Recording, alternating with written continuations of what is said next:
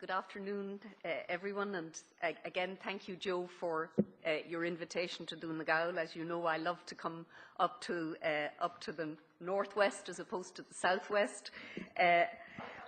Since this crisis has begun in the EU, one of the poems that has resonated time and time again in my head is that wonderful Yeats' The Second Coming, which he wrote in 1919, and it was probably the most prescient poem in terms of what happened later in Europe. And I'll just quote two lines of it.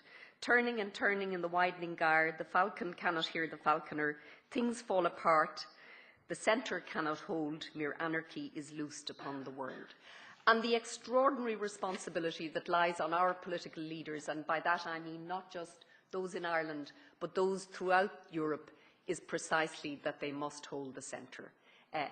The consequences of an implosion, a disorderly implosion of the euro, are national, regional, continental and global. By October of this year, the euro will have entered the third year of its crisis. It's not a currency crisis, it's a crisis of the euro area. And I think that crisis won't be solved by the autumn. So we're going to live with this for some time to come. But time matters in this. In order to have a fiscal union, which I believe is necessary, but it is medium term, you must actually save the currency in the short term. And in my view, and I agree absolutely with what Alan said, the only institution that can save the euro in the short term is the ECB. And at least today, Draghi began to use the language that is necessary. We don't know what is behind that, but this language really matters when communicating with markets. And the language is, within our mandate, the ECB is ready to do whatever it takes to preserve the euro. Up to now, heads of government have said they were ready to do whatever is necessary to save the euro, but today the ECB did. And he said, believe me, it will be enough. He also said that the single currency is irreversible and that the euro has the power to defeat market speculation. We will find this out. This will be tested. Because in my view, if the markets leave Spain and Italy, the euro cannot survive. And I know that as a political scientist, I shouldn't make predictions, but I cannot see any way that the too big, particularly Italy, the too big to fail, too big to bail, that the euro could survive it. What I'd like to do is to talk very briefly on why it's been so difficult for the euro area to come to terms, why it struggled so hard, why with the crisis. And I would argue that at its core, this is distributive politics of the toughest kind. Why? Because it's about costs. And there are three forms of costs involved. Firstly, there's the cost, who bears the losses? We know in Ireland we've borne a hell of a lot of losses incurred by private institutions in our country, 40% of our gross product, worst in terms of bank bailouts since the Great Depression. But there are other losses in there. Spanish banks. Is it Spanish taxpayers or European taxpayers or Spanish savers? So there are lots of losses. And when you have to appropriate losses, everyone wants to run. Everyone would prefer if someone else took the losses. The second tough distributive issue is who bears the adjustment costs for where we are in Europe.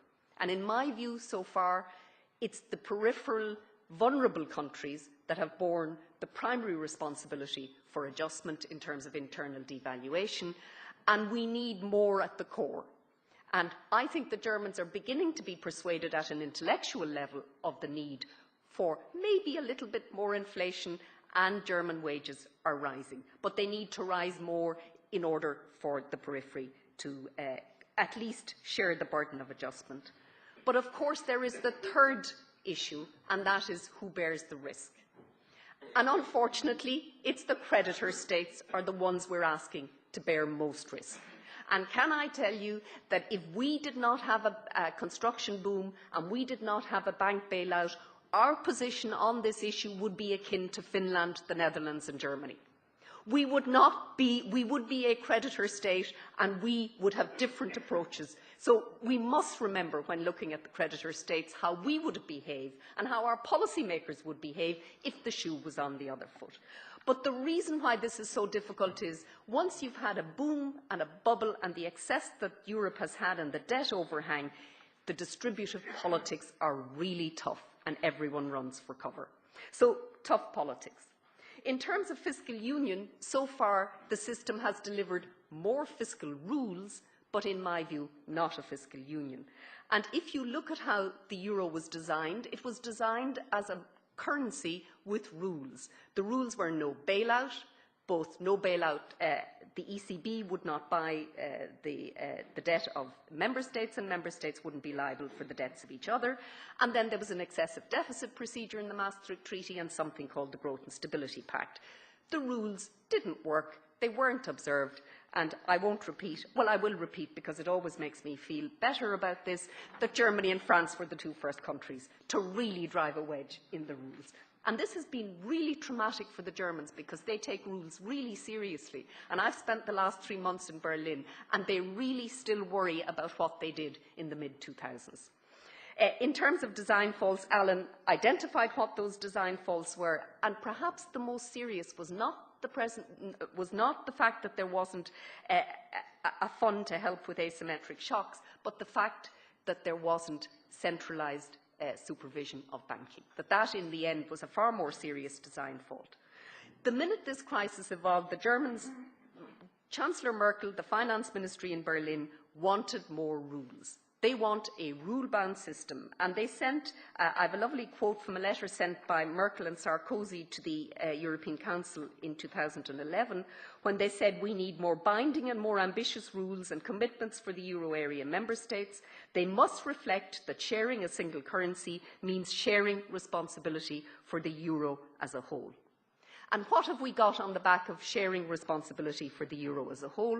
We've got six-pack legislation. We've got fiscal compact that Ireland voted for, and I think it's remarkable that Ireland voted for that compact with the majority that it voted for in the context of what we're going through. And apparently that's not enough. We've another two-pack coming. So lots of rules. Why? Because if it is a common currency, there is common responsibility. We were warned about this. Those of us that had the privilege to listen to Tietmeyer in the then Institute of European Affairs in 1997, I think it was in 97 or 98, but I remember, I still have the note I took at that meeting. He kept arguing about the common concern of the member states.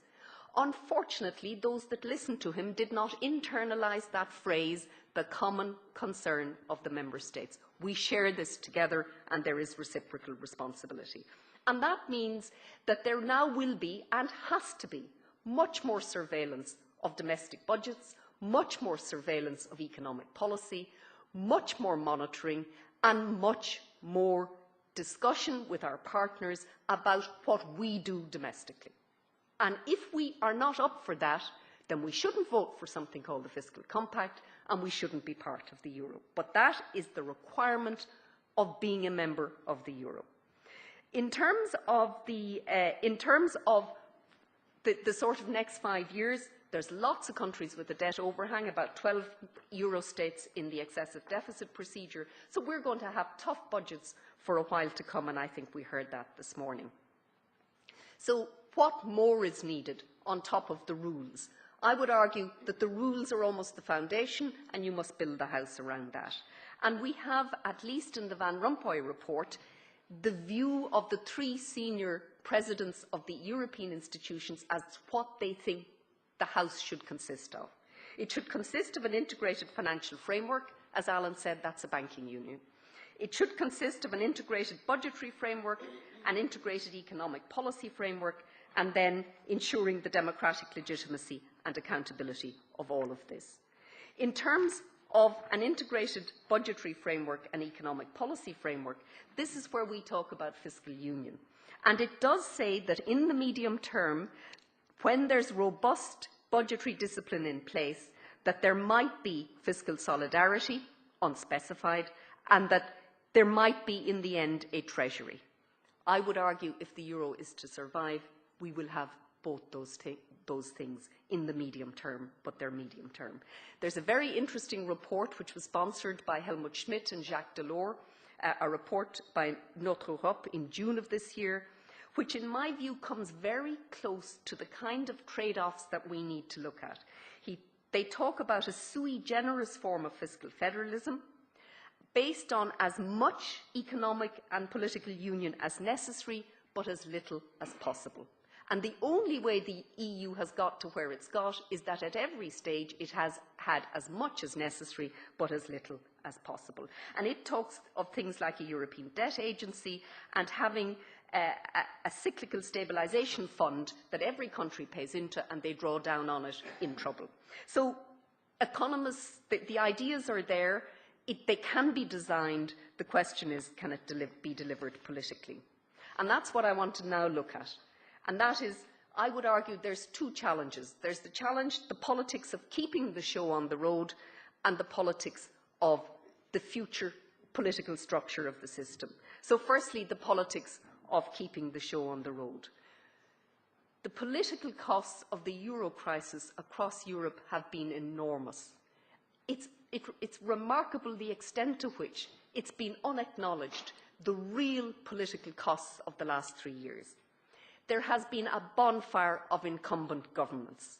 Only one government that was in the euro area was re-elected next time round. That was Estonia, because they just came in. Every other single incumbent government has fallen at the next election, and fallen dramatically.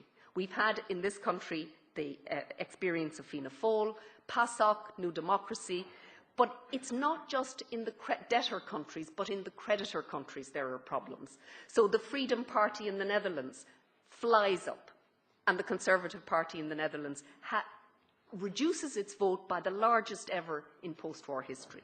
The true Finns in Finland go from 5% to 15%.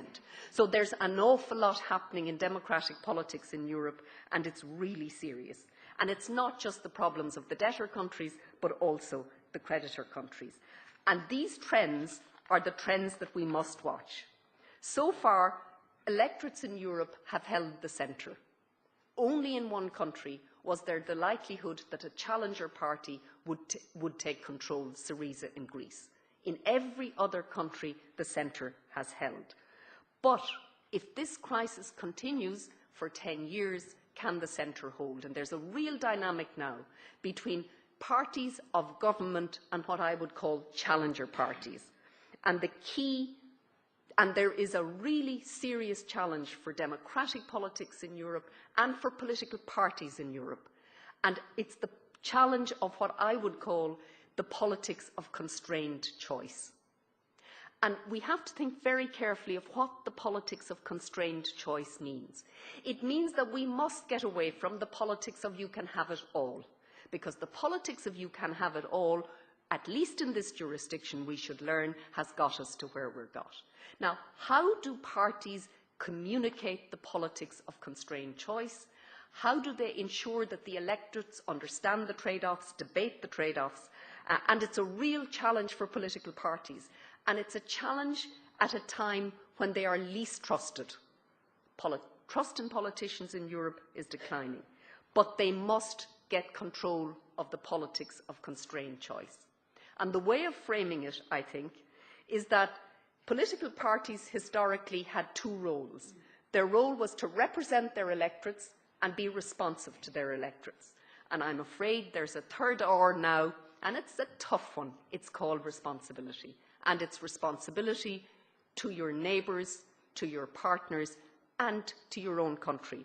And how politicians frame responsiveness, representation, and responsibility will make or break political parties in Europe over the next cycle. And this matters both in creditor and debtor states. I will end by saying that, in my view, if the euro is to survive, we are talking about a much higher level of political union than we have ever contemplated and that we have ever acknowledged. And that means very tough choices for us as a country, for our electorate. But I will say two things about it. It will not mean Brussels rule. We don't have Brussels rule now. There will be a lot left in the domestic, but the domestic will have to take on board the wider context, and the wider context will interact with us all the time.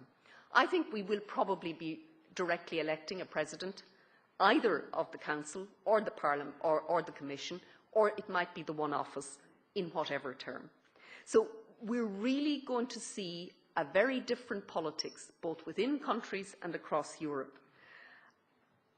And it's not just to save the euro, but it is also to make sure that we have the tools to handle the kind of crisis that we've had. And I would finally say that if that is the politics of Europe that's ahead, it will require the consent of the people, and that means, I'm afraid, more referendums. So get used to it, they're coming, but it's really important that we debate these issues in a very deliberate way. We cannot have it all. Ireland, as a small, open economy, cannot have 100% autonomy if it wants access to the rest of the world. So we've got to decide what trade-off we will agree with as a people and how we will operate it.